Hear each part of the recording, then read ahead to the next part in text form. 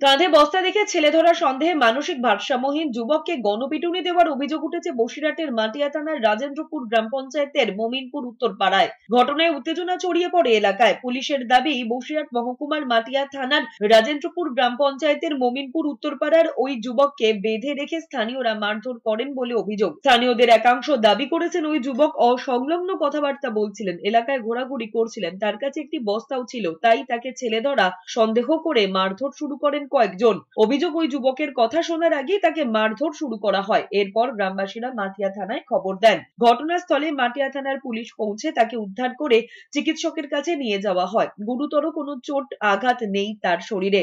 দুটো বাচ্চা, ওখানে তো প্রচুর বাচ্চা ছিল, দুটো বাচ্চা মানে প্রচুর বাচ্চা এসব তো দৌড়কে বাড়িয়ে গেছে, আর ছোট ছোট বাচ্চাগুলো ওখানে থেকে গেছে, আর ওইগুলো ওখানে খেলার জিনিস।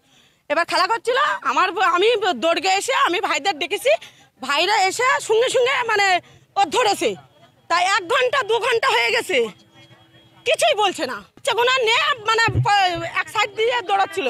এদিকে চোট সন্দেহে যুবককে মারধর করার অভিযোগ উঠেছে পুলিশের পরিচয় দেওয়া এক ব্যক্তির বিরুদ্ধে। ঘটনায় উত্তেজনা ছড়িয়েছে কাকিনাড়ার পানপুর বিডিও অফিসের সামনে। এদের মধ্যে একজনকে ভাটপাড়া থানার পুলিশ আটক করেন।